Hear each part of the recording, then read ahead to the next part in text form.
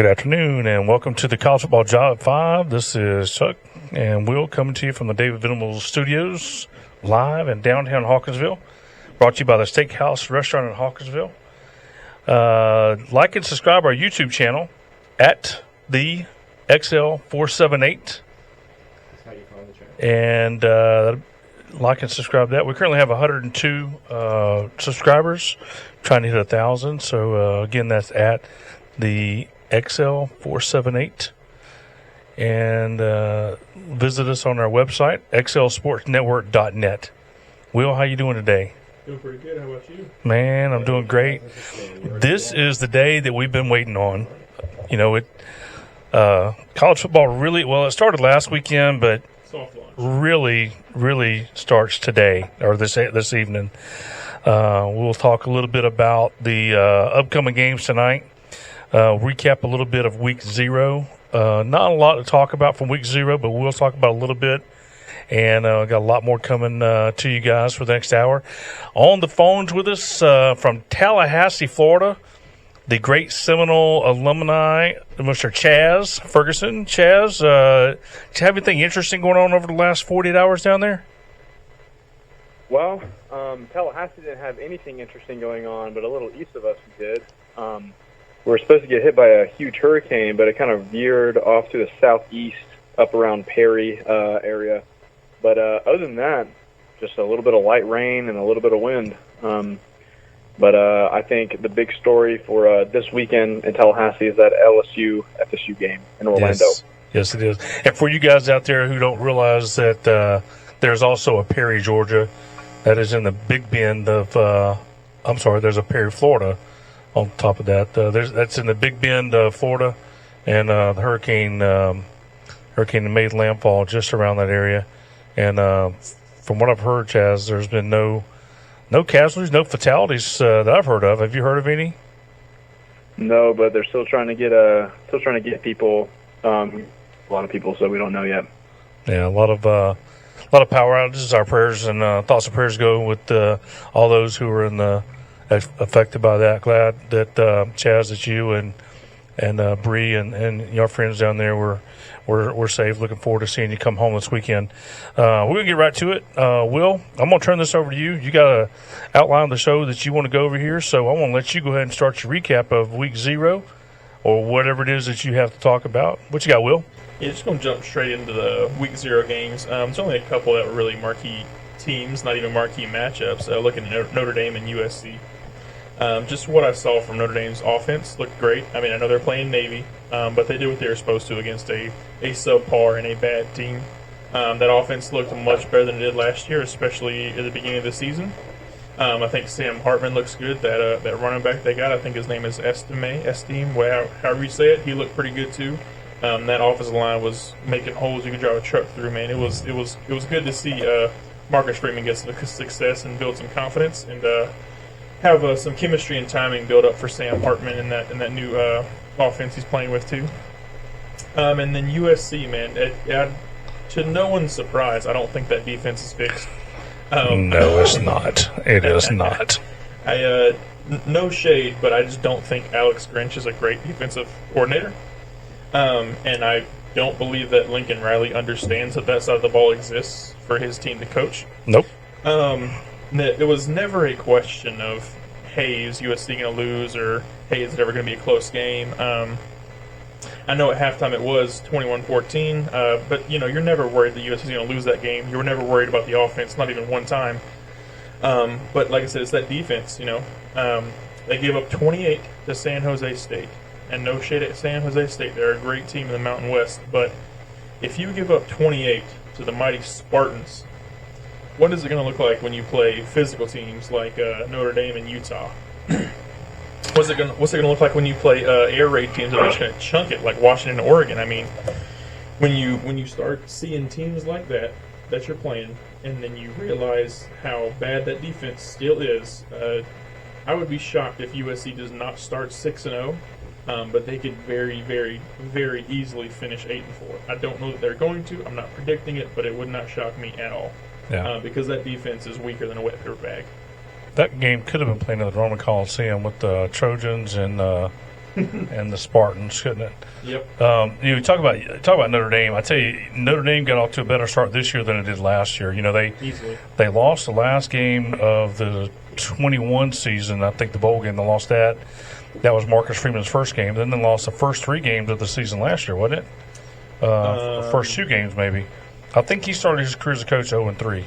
I believe so. Yeah, they lost that first game last year, real close to Ohio State, which was sort of an encouraging loss, if there's such a thing. And then they lost to Marshall at home, which was not great. And then they barely beat Cal, which was the only win that Colorado had last year. So it was not a great start to the tenure for Marcus Freeman. But like I said, I think this was a much better start of the season and a great confidence boost for him and that whole squad. Yeah, I know that he's 2-0 in his last 2 games. I'm not sure what happened prior to the bowl game last year. Chaz, did you get a chance to watch any of the games last weekend? I did not get a chance to watch any of the games, but I did get a chance to see just how dog water USC's defense remains to be. I mean, San Jose State threw 21 completions for 38 attempts for 100 touchdowns. Was it tied at half, or did USC were they up in possession at half? At the half, USC had a 7-point lead. It was 21-14. That is just diabolical. I mean, not great. Lincoln Riley should be ashamed of himself. I know it's the first game of the season, but there's nothing to point me any hope that USC's defense will look any better than that, because we've never seen a good Lincoln Riley defense. But other than that, I saw that Sam Hartman did pretty good. Obviously, playing against Navy, it's a bad team.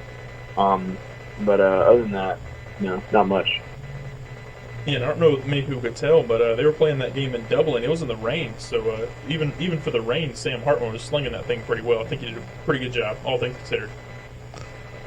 Yeah, I think. Go ahead, Chaz. No, go ahead. Yeah.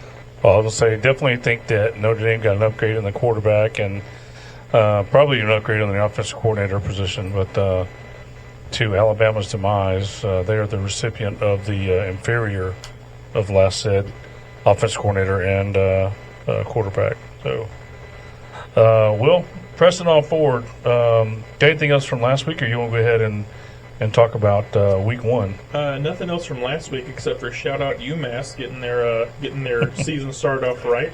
You said a couple of days ago their first not Power 5, their first opening day win against a FBS opponent since 1984.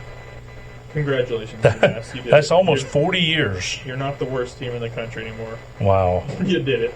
Yeah, you're not the worst team in the country after week 1. You almost guarantee you're not going to finish 133. Yep. All right, so jumping into this week, really excited. Actual games will be coming on, competitive games we'll care about. Starting with tonight. I don't know that it's going to be a very competitive game, but it's going to be an interesting game for sure. You got Florida going out to Utah, take on the Utes, minus a Cam Rising. I know he's a fantastic quarterback for the Pac-12. He's a fantastic quarterback just in the country. I think if you have a top 15 list and he's not on it, don't talk to me about college football. I do think Utah's still going to do well even without him. I know there's been a lot of red flags sounding and alarming. But Bryson Barnes, who I anticipate the starter will be, it could be that other gentleman, I can't remember his name, but I'm anticipating Bryson Barnes to start. I think he did decently well after Cam Rising went out in that Rose Bowl last year. I expect that defense to still be good. I expect that run game to still exist. With Florida, man, and again, we're all Gator haters here as Georgia fans, but I mean, trying to be objective in this, I don't see a path for Florida to win this game. Utah is not a easy environment to play in. They had to change their travel plans a little bit due to the hurricane that came through Florida. I think that Graham Mertz might be the worst quarterback in the SEC, if not the entirety of Power 5. And I think Utah just has that culture and that coaching and that knowledge of how to win, even though they have had some slow starts, including a loss to Florida last year in Game 1. I do think that Utah's going to come out with a win tonight. And if I had to pick a spread, I think they're going to win about 15-16. We'll call it 2 touchdowns win. Chaz, what do you got? Thoughts on the game tonight? I don't know. I obviously don't want Florida to win, but I'm not. I'm hesitant to say that Utah's just going to blow them out of the water. I mean, even with Cam Rising, I mean, look at last year. It was Billy Napier's first year, and Cam Rising was playing, and they still lost. And if you look over the past the past 4 or 5 years, Utah has trouble early on in the season. They could lose. I think it was in don't quote me on this, but 2019, I believe. They went 4-3 the first 7 games, and I mean they typically lose a game or two in the first half of the season. So even with Cam Rising, it's still a question mark. I mean they're late. They get better as the season progresses. So I'm not going to count Florida out by any means. I do think that Cam Rising leaving or not being able to play is a huge advantage for Florida. And who knows? Graham Mertz was bad. He was bad. But who knows? Maybe under Billy Napier, he's a good quarterback. I have no idea. Yeah, I still think Utah is going to beat Florida, but I'm not as confident as you are. I'd say it will. I understand that and respect that. I think a lot of people echo your sentiment there. But like I said, I just have very little belief in Florida, and it's not so much a Billy Napier thing as it is just I don't think that team's going to be very good this year. Looking at their schedule, I don't see more than 3 wins, but again, that's just me. And one thing that I have had thought about this game, Utah has had this game circled since last year.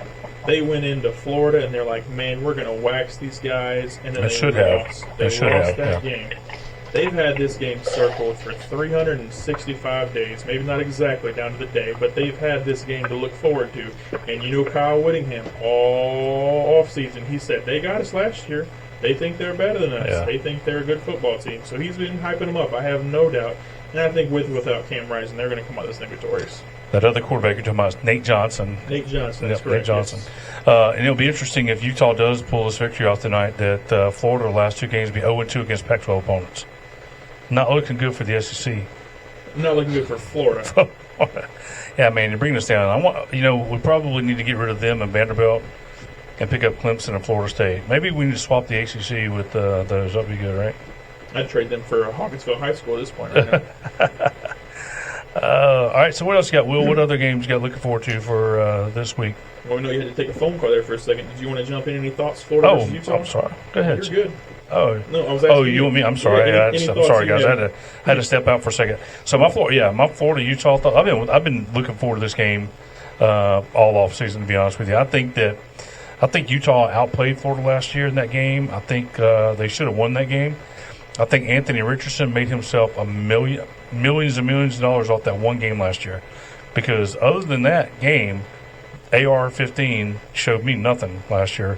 Go back and watch that South Florida game, and that kind of tells me what kind of quarterback he is. So go ahead. You going to say something? Oh, okay.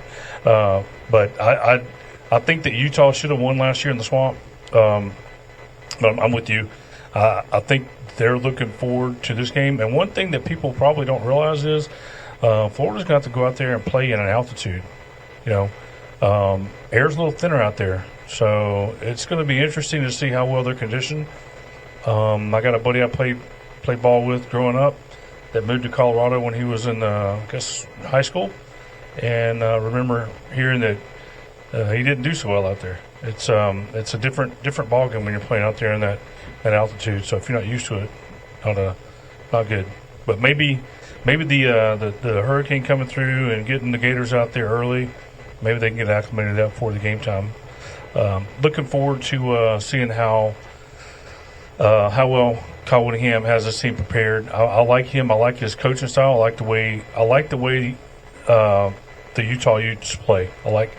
To me, they're not the SEC obviously, but they play SEC style football, and I like that. They played it over the last couple of years, Inspired Ball, and they have those kids that got killed. I think they retired the number 22 in honor of both of those guys. So it's going to be interesting to see going forward how that team plays, if they're going to still play that same passion. But I'm looking forward to it. Looking forward to seeing good competitive game. I don't think we've seen a good competitive game since the Peach Bowl last year. Other games since then have just been, not really too interesting. Not very many of them, for sure. And I do believe Kyle Whittingham will have that team ready to go. Another team I want to talk about today, or another game I want to talk about today, Minnesota, Nebraska. I don't know if this is going to be a matchup everybody's looking forward to, but I'm looking forward to hearing Gus Johnson and Joel Klatt back on the call, two of my favorite guys to listen to. This one wasn't a tough one for me. Minnesota went 9-4 last year, but I still wasn't impressed. I think the games they won, they were really close wins, and the games they lost really bad.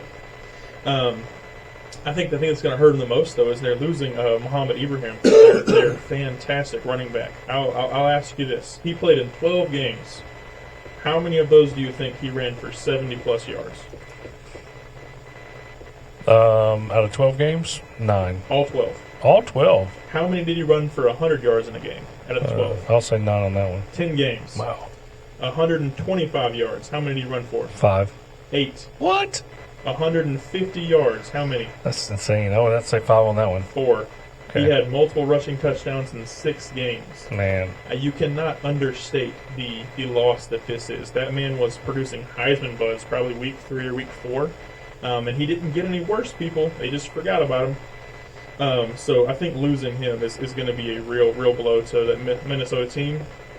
I just think that the backup quarterback they're going to have, his name is Ethan Kaliakmanis. No, I'm sorry, Kaliakmanis. There you go. Greek name. There's a large Greek influence up in that area. I worked with a guy in Tampa that was a kicker for Minnesota back in the day. Yeah, so that new quarterback they got this year is Ethan Kaliakmanis. I don't think he's bad. I just have not seen enough to make me think that he's particularly good. He's not filling big shoes with Tanner Morgan because I don't know that he was a great quarterback either, but he was the established starter there for several seasons. And I really like Matt Rule. I think he's a huge pickup over Scott Frost for Nebraska. I think he's a great coach. I think he's an excellent rebuilder. I think we see that when he went to Temple, took him from 2-10 to 6-6 to 10-win seasons the next 2 seasons. Then he goes to Baylor. That place was a train wreck. They went 1-11 and then 7-6 and 11-3. So I'm not expecting 10 wins this year or anything like that. But I think they can definitely jump into that, second year of the rebuild in the first year because they had a decent roster. It wasn't fantastic by any means, but they had a decent roster. Got some quality transfers. I think they can easily get to 6 or 7 wins and kind of boost that rebuild 1 year ahead of schedule. And I think this is going to be that year they have 6 or 7 wins. And tonight's going to be one of them. So, interestingly enough, Nebraska was my team last year that I didn't pick. That I thought in our contest we have that I didn't pick, but I was really rooting hard for. Obviously, Scott Frost happened, and then unhappened, and so. But this year, I'm thinking that they got an upgrade there at the head coach position. Certainly, yeah. They also got a lot of transfers coming in there, and one in particular a couple of them came from Georgia, MJ Sherman, and then we know about Eric Gilbert, who incidentally I think is not with the team now. Unfortunately, Eric had an incident happen on Tuesday morning, I think it was. So he's not with the team anymore. But I think Nebraska's going to be much more improved this year than they were last year. That right there may be my upset for the week because they're going to be on the road to Minnesota. I think that there's 7.5-point dogs in that game. Nebraska is. I think that Coach Rule is going to have that team ready to play. I think he's going to have a team ready to play. Like you said, the Minnesota running back, losing him, pretty big. That's pretty big. You can't replace that guy. But we'll see. We'll see what happens. It's going to be a good game tonight. I think we're going to probably be back and forth. Quick view, what you call it, previous view or whatever, back and forth on that one, and the Florida game. So, yeah, I'm picking Nebraska in that game. Upset Minnesota. Chaz, you have an opportunity to watch anything tonight? Yeah, I think this Nebraska Minnesota game is going to be crazy. it's going to be a lot of there's a lot of question marks around both teams, right? I mean, you have Jeff Sims for Nebraska, quarterback transfer from Georgia Tech.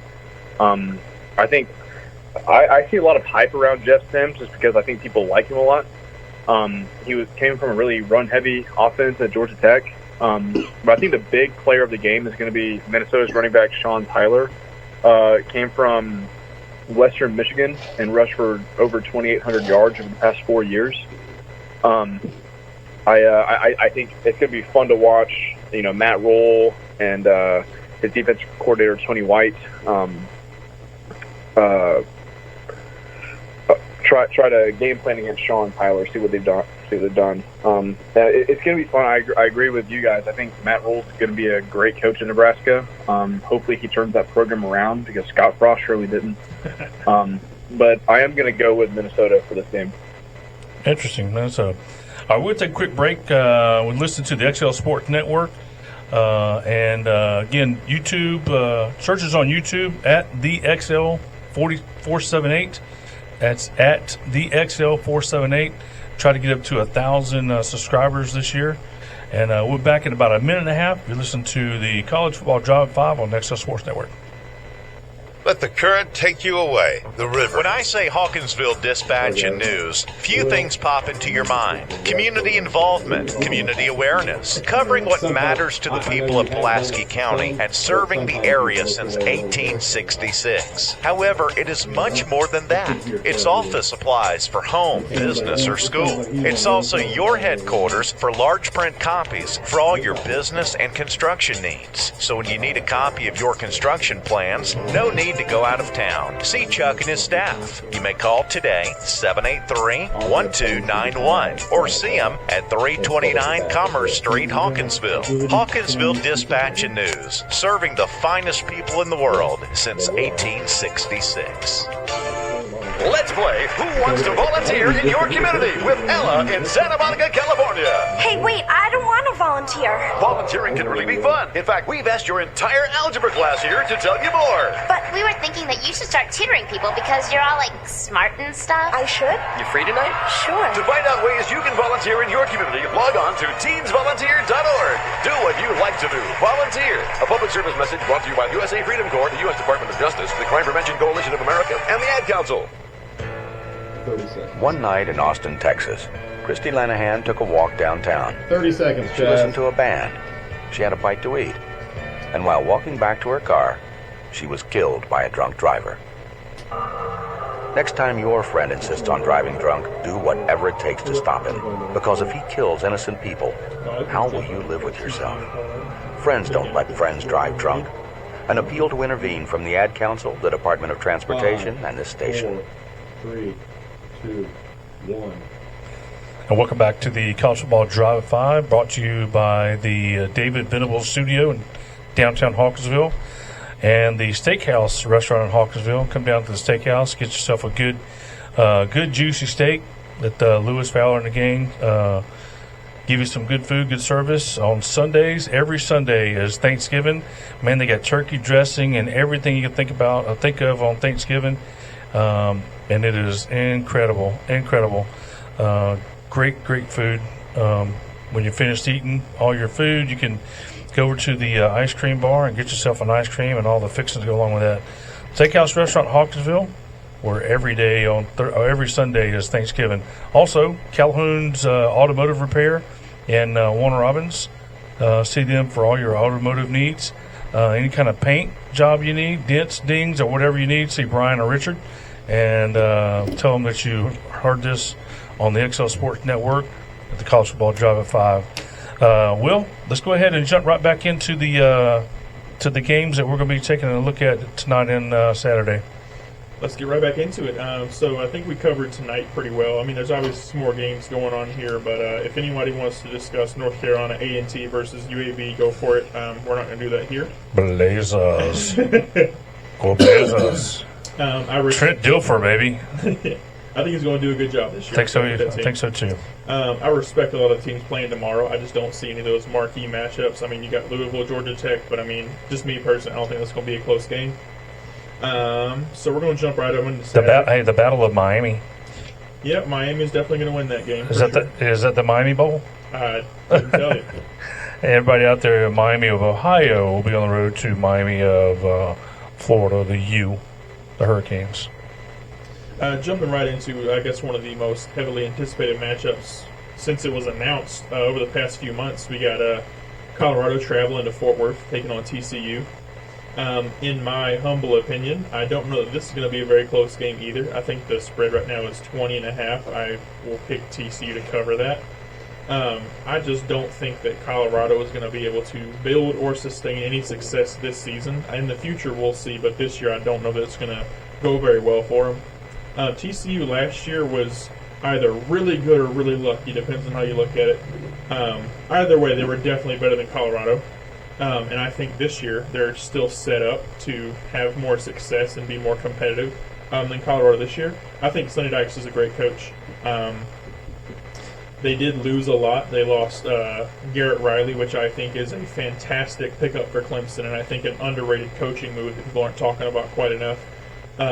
They did lose their starting running back, Kendre Miller, I believe. He was fantastic. They lost, I believe, 2 receivers in the draft.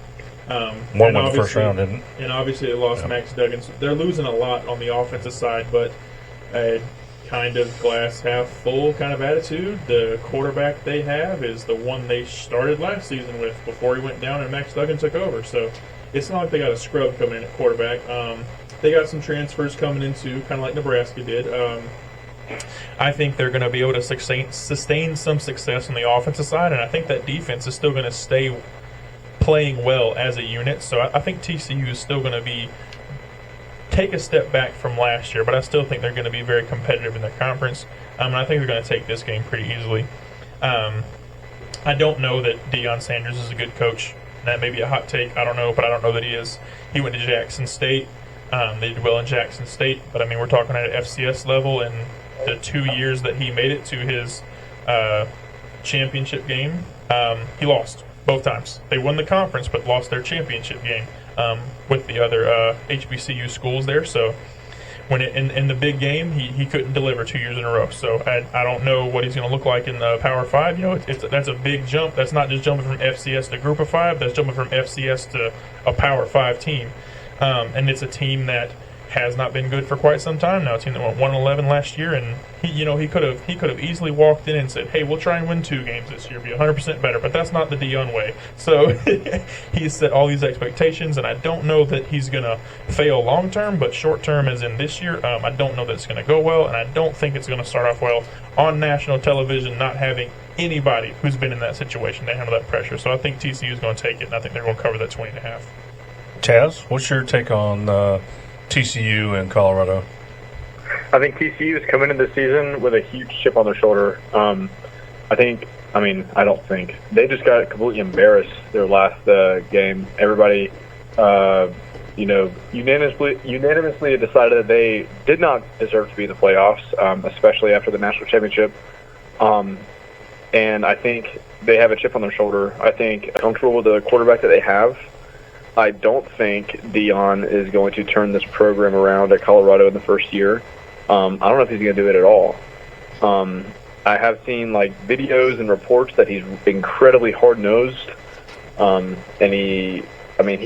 so many people transferred out of that program when he took over because he wants to turn it around. So hopefully he does. I don't know if he really turned around Jackson State, because Jackson State just they beat the brakes off of somebody last week. But I am going to go TCU. The spread is 20.5, I believe. They'll cover. Yeah. I agree. You talk about the folks transferring out of Colorado. I think that was 79, I think, is the number that I remember. Some obscene number like that. Yeah. Something like 70-something, 79 transfers out of the program, scholarship transfers out of the program. That's insane. That's almost an entirely new team in one off season. We were talking about going from FCS to a Power 5, not just Power 5 team, but Power 5 conference, and arguably probably the third best conference in the NCAA right now this year. You can make that argument for sure. Yeah, and we talked about this last week. It's a shame that the Pac-12 is breaking up this year, because I think this year's probably the most competitive Pac-12 schedule in 20, 25 years, maybe. You go back to see what USC did back in the early 2000s, but they were the only program out there that was really doing anything. Stanford played really good for a little while, but I just think that coming into this league at this time with virtually all transfers, and he told those guys when he took over the program, you might as well put your name in the portal, because you're going to end up wanting to leave here. And he ran a bunch of folks off. Chad, as you talk about him being hard nosed, I've seen some of the things he's done, some of the coaching he's done, just what they show us on TV, and obviously I haven't been out there to see it in person, but I like some of the stuff that I see. Of course, you guys know I'm old school, hard nosed coaching don't bother me a bit. So I don't know. We'll see what happens. But I agree with you guys. I think that TCU is going to come into that game a little bit feeling like they were a little bit disrespected. Them taking on the Georgia Bulldogs in that national championship game was, that was a David and Goliath moment, but Goliath won that game. And I think that TCU sees now what they need to do going forward, and making strides to do that, will probably happen. I just don't know they'll be able to compete at that level again. But certainly against against Colorado, I think they'll take care of business. I picked them to cover the spread easily on this game. Seem to have a consensus there. All right, we're going to move on to what I anticipate to be the second best game of the weekend here. UNC, I would say traveling to, but it's a neutral site game technically. They're playing South Carolina, and that's going to be in Charlotte, so I don't know how that's a neutral site, but whatever. Battle of the Carolinas. We got North Carolina taking on South Carolina. I said it a week ago. I think that South Carolina is going to have a good year this year. I got them going 9-3. That's without their bowl game, obviously. I think they're going to finish second in their own division. And I think they will win this weekend. I think it's going to be the first win of the year for them. I cannot understate how fantastic Drake May is and how much I respect him as a passer. I think he is phenomenal. I think Joel Klatt, a few days ago, he made his top 5 passers in the country. He had Drake May number 2, and that's hard to argue with. But I think that's where your argument stops for UNC. I think it goes to Drake May, and then you can't think of a number 2. That defense, I don't believe is fixed. I've seen nothing to make me think it's fixed. I don't really know that he has a whole lot of legitimate pass catchers, but Drake May is going to do what Drake May does, man. He's going to put up numbers. I don't super think that South Carolina is going to have a fantastic defense, so this game might turn into an old-fashioned barn burner and a shootout. But I do think South Carolina is going to win. I think they really bought into that Beamer ball. Chad was saying that last year. They're having fun, and I think they're going to keep having fun this year. I think they're going to play well, and I think when it comes down to it, South Carolina is going to get the stops they need to get, and North Carolina won't be able to do that. And I think that's going to be the difference in the game. Well, I'll tell you, this may be the best quarterback matchup of the season. Spencer Rattler and Drake May, maybe in one single game that might be, well... You're going to say that knowing the next game we're about to talk about? The next game, well, okay, you got okay. Okay, let me just say one of the best. I'll give you probably that. Sunday. One of the best. Sunday may be better. You may be right about that. We're not talking about NFL. We're talking about the next game we'll talk about. But I think there's going to be 2 outstanding quarterbacks playing in that game. That is some high praise coming from someone who detested Spencer Rattler not 2 years ago. Yeah, you know what? He was easy. But you know what? I think he's grown up. I agree. I think he's grown up a lot. As a person, I think he's grown up. I think he was humbled getting benched for Caleb Williams. I think that humbled that guy. And there's nothing better for a great athlete than be humbled when you need to be humbled. So, and I give a lot of credit to Shane Beamer with that, too, because I think I'm not bashing Lincoln Riley, but he has a system where he praises quarterbacks, and they are the be-all, end-all. I think Shane Beamer brought him in there and said, hey, you can be great, but you got to humble yourself a little bit. Yeah. Gave him a dab and Bellamy there, said, you have to realize you are part of a team. It's not just Spencer Rattler. You're not the best player on the field anymore most days. And like you said, I think that benching for Caleb Williams really, really humbled him too. Yeah. And I think Beamer's doing a good job over there. I think you're right about the North Carolina defense. I'm just not sold on Gene Chizik. Gene Chizik won a national championship at Auburn with somebody else's players, and didn't really do anything after that. That's why he left after a couple of seasons. So I'm not really sure what that defense is going to look like. I understand that they've got a couple of defensive linemen this year that's supposed to be a lot better developed than they were. They got is it Caleb Downs in the defense? No, it's Tony Grimes. Tony Grimes Jr. back there in the D backfield. He's got a year under his belt, and he was actually supposed to be a 2023 recruit and reclassed in 2022. So he's got a year of experience underneath him right now. So maybe he can do something back there. But I tell you, until I see it, I don't know that I'm going to believe it. So I picked USC Junior to beat North Carolina. I think Drake May is going to do an outstanding job, but I just don't think it's going to be enough. I think right now the Tar Heels are favored by 2.5 over South Carolina, and that's supposed to be a neutral site, but you're right, it's in Charlotte, so that's pretty much a home game for Carolina. Home team usually gets 3 points anyway, so that's going to be just a toss-up as far as I'm concerned. But I think that outright, I think Carolina's going to win that football game. Chaz, give us your thoughts on the Battle of the Carolina. No, I agree with you regarding Spencer Rattler. I mean, you either humble yourself or you get humbled. And he was humbled when he was benched for Caleb Williams, and he, I think he was even more humbled when he was at South Carolina, and he even more humbled when Caleb Williams won Heisman. And now he's even more humbled because he didn't crack the top 20 best quarterbacks in the country. I think Shane Beamer's upset about that. I know that Spencer is as well. So I do think the U of SC is going to win tonight.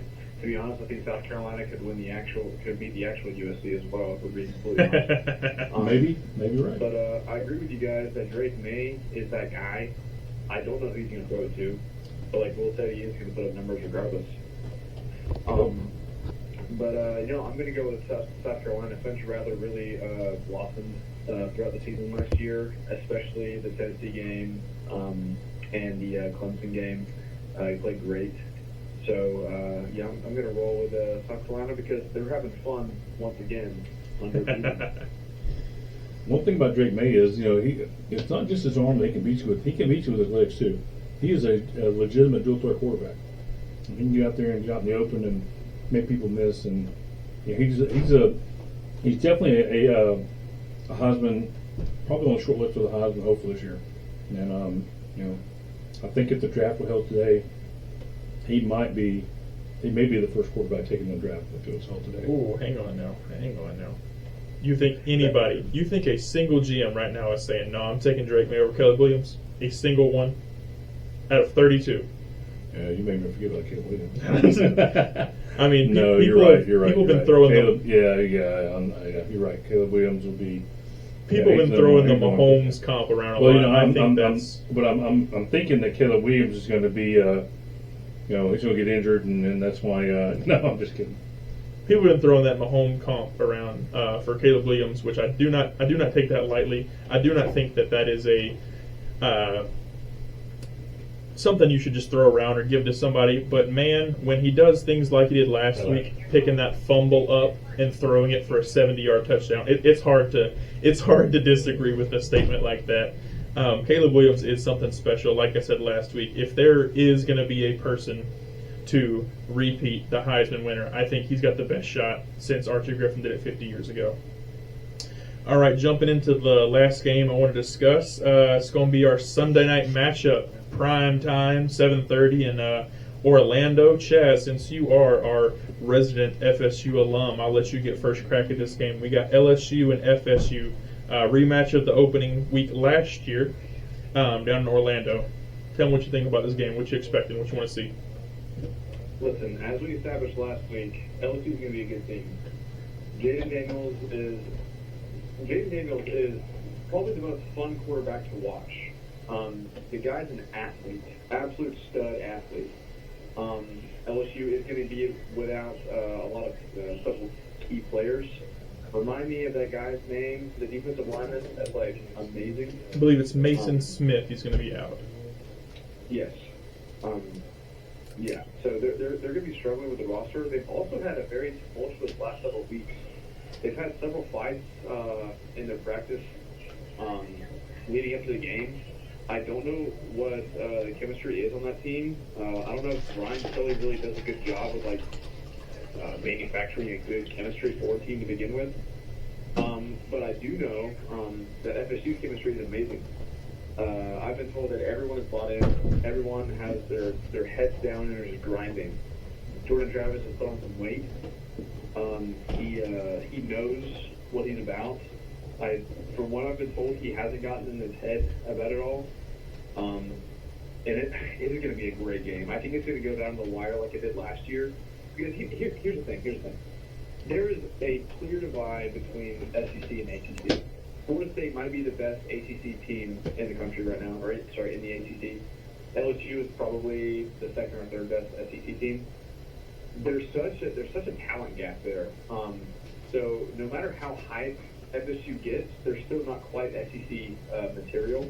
So I do think it's going to go down the wire. I obviously think FSU is going to win. And I believe the spread is 2. I'm looking at it right now. It's 2.5 in LSU's favor. Say again? It is 2.5 in LSU's favor right now as we speak. Okay. Yeah. I think FSU is going to win. But I'm sure it'll only be by possession. The over/under is 56. I'll take that. I think that's a good over/under. I'll probably take the over on that one. Over, for sure. Yeah, I would take the over on that. It could be over in the first half. I don't know. For sure. I tell you what, there's a lot of things about this. There's lots of, sidebar conversations about this game. For one, Mason Smith being ineligible to me is, I can't believe they did that to the kid. I mean, it's stupid. He was out every game last year. Well, he played the first game and they got hurt in the first half, and so he missed 13 games last year, whatever it was. Why in the world would? I mean, first of all, LSU should have said, okay, he's back ready for the bowl game, and then they would have said, well, he's ineligible because of this, and then we would be talking about it right now. Well, funny you say that. Brian Kelly was scrambling to schedule a week 0 matchup that did not matter. So his suspension would be served in week 0, and he'd be eligible for this game. They tried. They tried their best. They couldn't get it done. I just think the NCAA is very petty with this because, a month after this supposedly happened, it was totally legal. I mean, I don't know. It's just, you got to have rules. You got to abide by the rules. I get it. But I don't know. It's unfortunate that Mason Smith can't play because I think that, and no one has compared him to Jalen Carter. I don't think you can compare anybody to Jalen Carter. But just based on what I've seen when his recruiting process, and kind of paid a little bit of attention to him while he was being recruited because Georgia was in the mix on that, and just seeing and hearing how he recovered from this offseason or this injury, and he could be a difference maker like Jalen Carter was on that defensive front. So not having him in that game is it's good for Florida State. It's not good for LSU, obviously. And I think that could be the difference in the game. I don't know. I mean, it's hard to say that one player, especially defensive lineman, is going to make a big difference in that big of a difference in the game. But this is a game. This is probably going to be one of the best games of the season, I think. I think that right now the question marks that you have about LSU is that defensive backfield, and what are they going to be like? Denver Harris transferred in, and apparently he is not the transfer that they thought he was going to be. He was number 2 cornerback in the portal that came, and apparently he's just not. And where did the number 1 quarterback in the portal go, Chaz? I wonder. I'm sorry, what did you say? I said, where did the number 1 cornerback in the portal go, Chaz? If I remember correctly. Cornerback. Am I mistaken that Fentrell Cypress was the number 1 quarterback when FSU? I thought maybe Caleb. What's that dude's name that went to Cormani McClain? No, because he was a freshman recruit. You talking about Jordan No, Travis? Some of the kid that went out there, Hunter. No, Travis Hunter. Travis Hunter. I don't know that he was listed as a cornerback. I don't know. I don't know what his list. He was? Oh, okay. Well, still, I think Fentrell Cypress is better than him at cornerback. So, debate for another day. Yeah, but still. So, the question marks are going to be, for one, that defensive backfield for LSU. I think another question mark really is going to be for LSU is last year, Jake Daniels did not start the season very well. So how is he gonna be starting out? I know that he finished the season very well. His last half of the year last year, he did really good. But how well is he going to be to start the season? Is he going to be able to get the ball out? Is he going to be able to, when he gets out of that pocket, breaks the pocket, man, he's elusive. Apparently he's gained a little bit of weight, so that's good. I still think that Florida State has every one of their wide receivers are taller than 6'3", and if Johnny Wilson can catch a football, I think Florida State's going to beat him. Johnny needs to stop making those. He had a lot of drops last year. I think that that could be costly if you don't catch the football. If he catches what he's supposed to, and Jordan Travis can do what he did last year with his legs, man, I'll tell you what, it's going to be exciting. I pick Florida State to win that game. All right, we got 2 picks for FSU. Chaz, can you hear me all right? We may have lost him. I think Chad's having a little trouble. I can hear you. There Okay, he is. you got it? All right. Okay, go ahead. Okay, so we got 2 picks for FSU. Chaz, do you have a score prediction for me? If not, that's fine. I was just curious. I don't want to stake you to anything, but if you have one, let me hear it. I'm going to go 45-42 FSU. Whoa! All right, so he's got a barn burner, man. What you got, Chuck? Yeah, I got 34-31 FSU. Interesting. Okay, so this has been little sneak peek behind the curtain for me. Every single week, I try and pick the winner to every FBS game that's going to be played. All 100 and whatever teams that play each week, or sometimes it's less than that. I try and pick the winner of every game. This was the last one that I picked for this upcoming weekend because it was so hard. I literally think you could flip a coin to try and pick the winner of this game. I think it's going to be so close. But after giving it a lot of thought today, I thought on this one for close to 30 minutes, maybe even closer to an hour.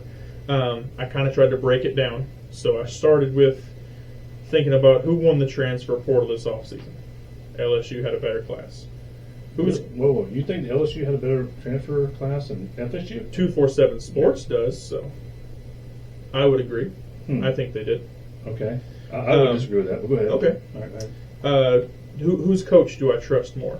I don't love Brian Kelly, but I like it more than Mike Norvell. Mike Norvell single-handedly lost that NC State game last year. That was terrible. That was terrible. And if I'm picking a defense, that is almost a pick 'em right there. So, and the offense, I have no doubts that either one of those offenses are going to put up yards and put up points. So, just very, very slightly, I got to give the edge to LSU. I think 2.5 is probably too much. I think I'd pick them to win by half a point if I could. But that's not possible. So I think it may be a 1-point game again this year, but I think it may be a 1-point game in LSU's favor. And like I said, the real deciding factor between the coaches for me was FSU had that game won by 2 touchdowns last year, and then Mike Norvell happened. They had the ball with a 1-touchdown lead on like the 2 going in.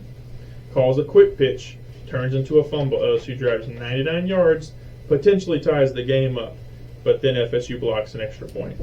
If FSU had not blocked the field goal earlier in that game, LSU wins that football game. Yeah. I think last year LSU was the better team. I think this year LSU is going to be the better team, but it's going to be by just a little bit. And it's funny because I think last year the game was really close because they both played horribly.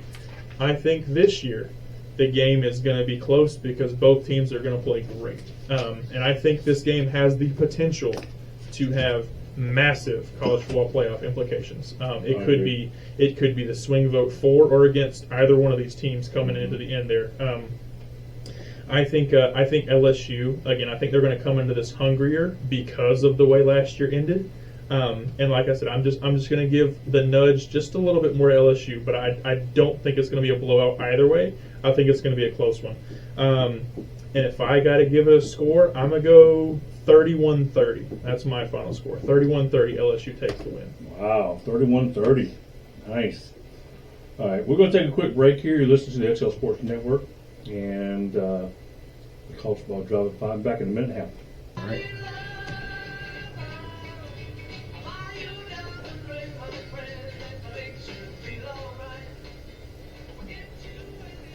Welcome back to the College Football Job at 5, brought to you by the David Venable Studios in downtown Hawkinsville. Search us for YouTube on at the XL478. That's at the XL478. We currently have 102 subscribers at the beginning of the show. Hopefully, we'll have more at the end of the show.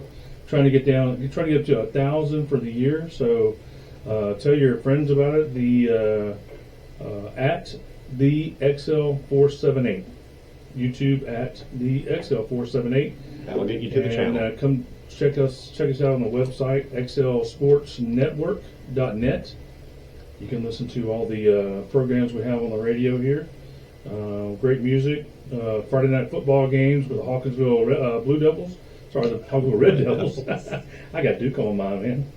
Hawkinsville Red Devils on Friday nights. And Saturday mornings from 9 to 12, we have the Saturday morning quarterback show where we interview 16 coaches around the state, talk about high school football, all things football from Thursday night drive at 5, Friday night football, and then Saturday morning the quarterback show, and all that's brought to you by the Steakhouse in Hawkinsville, where you can get amazing food, especially on Sundays, where every Sunday is Thanksgiving. Come down and let Lewis and the gang treat you right, man. You will not be disappointed. So, Will, we got about 6 minutes left in the show. Kind of do whatever we want to do here. I want to kind of just go over really quick the game that we're all probably wanting to watch, and it's not going to be much of a game after about halfway through the first quarter, probably. But Georgia and Tennessee Martin, not really the big opening game of the season like we've had in the last couple of years, but still excited to see Georgia. Excited to see what Carson Beck's going to do. Excited to see what some of these guys that are coming in, Dominic Lovett, see what he's going to do. There's a couple guys that's really kind of getting some praise from Kirby. Muse, that walk-on little slot receiver. Excited to see what he's going to do. And then, of course, we're really excited to see number 19, Brock Bowers. What are you looking forward to, Will, when it comes to the Dogs? Just seeing Silver Britches back out there, man. It's been far too long since I watched the Georgia play, and even though it was only it was the last game of the season they could have possibly played in last year, it's never a good time when I have to go months without watching Georgia play. I am excited to see some of those fresh guys, or the new guys rather, in the Georgia offense. I'm really excited about Dominic Lovett. I mean, he was playing with a inept quarterback for the past couple of years, so it's going to be really cool to see him with Carson Beck. I think Carson Beck is going to be fantastic. I expect big things from him. I expect him to re-break the record that Stetson broke last year. I think if there is anybody on this offense that has a chance to hit 1,000 yards, I think everyone's going to say Brock Bowers, but I'm going to throw Dominic Lovett's name in there. That man is sensational. He's a game breaker. He makes plays. I think he's going to be special. The only point of concern I have with that offense is sort of the health of the backfield. They've got talent back there at running back. It's just going to be a matter of staying healthy because, I mean, we have Kendall Milton, who's suffered with some issues. We have Branson Robinson already out. So if Kendall Milton gets hurt again, we're looking at Dejon Edwards, who is a dog. I mean, I think he is. I think he could be the starting running back on 130 or 133 teams in the country. Absolutely, no doubt. And you got the Andrew Paul. He's coming off of injury last year as well. And then you got that big old bowling ball and Roderick Robinson. So it'll be interesting to maybe see some of the young guys get some playing time too and get them ready for when these seniors graduate next year. Yeah, absolutely. Chaz, the Seminole Dog down there in Tallahassee, what you looking forward to this weekend? Actually, Chaz is going to be here watching the game with us. Cannot wait to see you guys come in town. Give us your little rendition or your preview of Georgia against Tennessee Martin, Chaz. First off, I'm very excited to come up and watch it with all you guys. But I'm excited to see Carson Beck playing around, let loose a little bit. He's been reserved. I mean, now that we talk about it, Carson Beck was supposed to be the starting quarterback against UAB in 2021 after that Clemson game. Yep. And it was really the day before, a couple days before, when Todd Monken approached Kirby Smart and said, listen, I think Stetson's our guy for this game. But that whole week, Stetson was the number 2. Yep. So I think Carson has the potential to be the number 1 quarterback for the past 2 years. Just the fact that he stuck around and wanted to invest himself in this program shows, A, how amazing Georgia is that he wants to stay, and B, how invested he is in this team. Oh, yeah, massive respect for Carson Beck for sticking around, for sure. Absolutely. Yeah. Yeah. I mean, same thing with Brock Vandegrift and Gunnar Stockton. I mean, in a world where everyone's transferring, just the fact that they stayed is phenomenal. Absolutely. So I want to see how he airs it out to Brock Bowers, like Will said, Dominic Lovett, Lab McConkey. Oh, yeah. I'm also really a receiver that no one's been talking about is Dylan Bell. Yes. Kirby's been talking about him. Go ahead. Okay, he. Who's talking about him? What you said? Kirby has been singing praises for Bill, but you don't sing praises for anybody. Gotcha. No, I think that last year he was amazing when the reserves came in. Absolutely. I'm interested to see who's in the backfield. I'm also interested to see the defensive line. I think they feel disrespected, that they're like, oh, this is Georgia's weakest point, which is hilarious to think about, because you have like 4 dudes over 300 pounds that can run faster than anyone on this radio show. No, I'm most excited to see Carson Beck and his connection with the offense, see how he leads. This is probably the oldest defensive front that Kirby's coached at Georgia this year. You know what I mean? I think that because I think there's 3 or 4 seniors on this team. You got Desir Zackhouse and Warren Brinson. Those guys have been around for a long time. Yeah, I think this is going to be one of the years they do it by committee. You know, the past 2 years they've had like big star names, Jordan Travis. Yeah. Oh my goodness, I'm blanking on his name. What's Jalen Carter? They've had stars doing it, but this year I think they're going to do it by committee as far as like the star power they have there. Yeah, we got Big Baby Hall. They got some dudes. They got some dudes out there. All right, got about a minute left in the show. Just wanted to tell you guys, thanks for joining us. Again, the website is the YouTube website is at the XL478. XLSportsNetwork.net is our network. Let's get some more subscribers out there. Next week we'll come back again at 5 o'clock, and instead of having 102, I'm hoping to have that double by next week. That would be great. That'd be nice.